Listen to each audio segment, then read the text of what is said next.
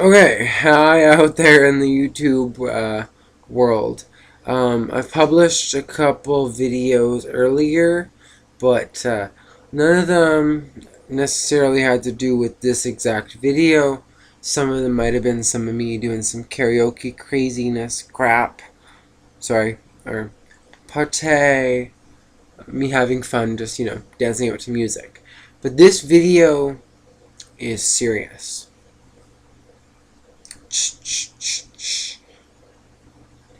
And the reason that I say that is because it's regarding, like, Billy Meir. And I have watched so much material over the past couple weeks with Michael Horn being interviewed, who is supposedly, and I'm not disrespecting Michael Horn by saying that when I say supposedly, but I just mean that according to what we are aware of, he represents Billy Meir. And I've seen a lot of interviews about the material. And I highly recommend, if you're interested in Billy Meir, to Google search Michael Horn on YouTube, on YouTube or on Google, and go to his website. They, as in like they, fly. They fly. Okay, I don't need to spell that out for you, and I'm sure you can figure that out. But I've seen lots of videos over the past week or two regarding Michael Horn and Billy Meir.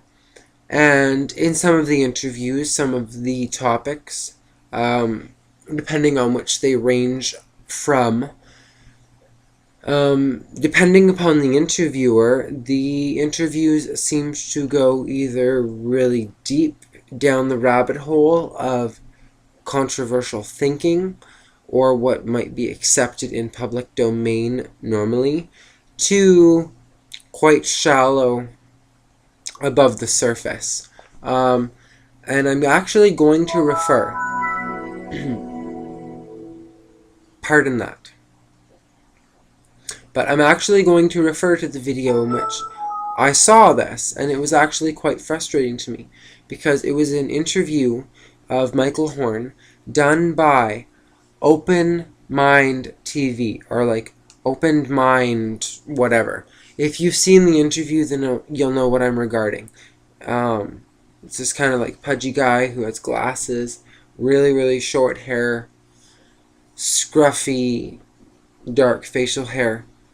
And he kept reiterating that he wants to believe, but that in itself means that he does not at this current moment. And he just had so many things that were countering in their effect, or you know what I mean, because he said at the beginning of the interview, well, with all of the photographic evidence, and there was one, I don't remember the exact picture, I'm sorry, the name, but it was it was one of Samyaze's pictures in the desert or something, okay?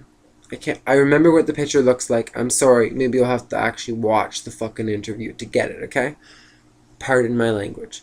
But, yeah, so he had already said that this picture, he agreed with the original material of that picture. But he kept stating throughout the interview that there's so many false information throughout the case.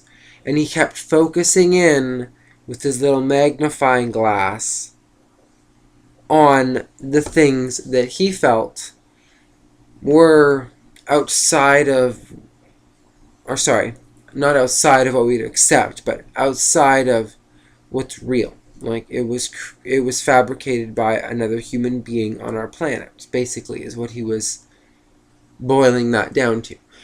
And my main question is that if you were at the beginning of the interview, because he admitted that and if you find the interview, then you'll know what I'm talking about. But at the beginning of the interview, he formally acknowledged that he thought that was a genuine picture of a UFO, or not unidentified flying object, but that's what we call it, right? So, of a space vehicle, And he acknowledged that in the beginning, that that picture he thought was real. And it was a picture that Billy Meir had taken of Semyaze. That's what Billy Meir said. So I don't remember the interviewer's name because I really did not enjoy his interviewing abilities. If I was put in his place, I feel I would have done a much better job on asking more pertinent questions rather than reiterating and reiterating and reiterating over the facts that some of the pictures might have been faked. And I am not saying that Billy Meir faked any of his pictures, but I'm saying some of them might be fake. Now I'm going to let you think about that for a second. And I also want you to know, especially if you've reached such deep rabbit hole issues, such as Billy Meir, is that there are deep government officials, there are people in political power, there are people who own things that do not want to give this power up. I can't boil it down more simply than that, and if you fail to understand it, it is not a lacking of my... It is not a lacking of my projection of my thought onto you. If you're really trying to understand this, they own things, and they do not want to give them up. That is as simply as I can boil it down to. Okay? Now, Billy Meir has been shot at. He's had his life threatened. He's had countless things done to him. And in regards to the interview that I was talking about, even though it was called Open Mind, I don't know, Open Mind Network, Open Mind TV, I don't quite recall, but it was Open Mind something, okay? And I did not find it very open-minded at all. It was very close-minded, shallow, and on the physical, material evidence that we need to have right in front of us. In order to believe in aliens, you need a dead body in front of you. Right in front of you. I'm not talking on, unless maybe it could be on a website, as long as it was endorsed by NASA or some kind of government official that we just hypnotically seem to bow our heads to. But can't you just go from some of your personal, your inner, your more divine, highly developed sense within yourself about what's true or false? And what I mean by that is and I'm sure that if you're reading my body language, and I'm sure even and I highly recommend watching this video. I'll recommend it in a moment because I don't actually remember what it's called right now. Or actually, I do. It's called The Silent Revolution of Truth, and it's by Michael Horn. I haven't actually seen it, and I know that sounds kind of arbitrary or out of place, considering how much I've said that, like, I endorse all of what Michael Horn says or preaches. Or not preaches, because he doesn't preach, but if you have ears, hear. But, yeah, I just wanted to let a little bit of information out there in regards to the Billy Meir case, and that if you believe this material, that you do not have to feel like you were the only one out there. Because trust me, I have lots of friends, and I talk with a lot of them about this deep stuff all the time, and you are not alone. There are plenty of people out there who aren't even my friends that I've talked to, just on not divulging where I work or anything, but on a customer-to-customer basis. And they've even told me that they don't like the pharmaceutical industry. They know what it's about. They know that the mainstream media is bought out, and they don't partake in it. They don't waste their money on that, on just buying. Not to say that everything in the paper is lies, because it's not. A lot of it is truth, but it is truth that is only conjured up in the lies to begin with, okay? Meaning that if there's some kind of court case that's involved between whosoever and whomsoever, and, it might, everything that they say in that document might be really pertinent and true to that case. So yes, if you were looking up that case, you would find the information that is perfectly relevant to that case. However, that case at hand right now might not be the most pertinent information that needs to be divulged at this current moment in time. And the more time that passes, I'm sure all of you are becoming more and more aware of what information I'm talking about. And by that information, I'm regarding to free energy, the ability within a very small, I'm going to use this as an example, the mouse on the computer.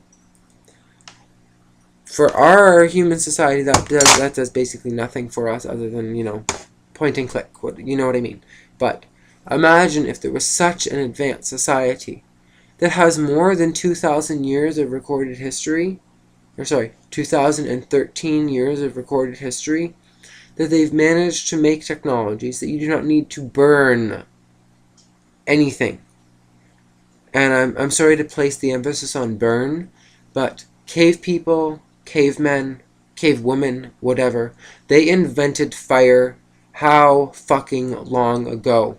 And yet we are basing the most principal aspect of all of our technologies when it comes to produce or even generating electro energy through magnetic fields. We're burning coal to get this energy. And it's a very primitive form in which to do so. And I'm sure if you just Google search or even look on YouTube maybe, if you don't have it, look on my channel, and if I don't have it on there, I'll post it, because trust me, I do have it backed up, and if you want that information, I'll give it to you. But about the H2O, or water-powered car, that came out in like 1984, like before I was even born. I was born in 88, so, and I'm now 25. So that gives you a little bit of perspective about how long all this information has been suppressed. And it's not been suppressed through willy-nilly fucking innocence and stupidity. It's been suppressed through government, Nazi, mind control, operations. And I'm sorry if those words seemed harsh, but they are the best ones to get the imagery into your mind, which is true. And I hope that this has been informative. Much peace and light, love, and I highly also recommend reading some of Billy Meier's contact notes, because he has over 26,000 pages of it. I've read some of them, not all of them, obviously, or I probably wouldn't be doing the video as I've done it now, because I found a lot of the information to be very soul imparting, meaning that it has information that I don't just take into my ego, I take it to heart, and I'm finding that it's changing my individual over time, for the better, and I will be more prepared for anything that happens in the future. And you would be too, if you read through the material. But yes, as I said previously, much love and light, and I wish you only the best.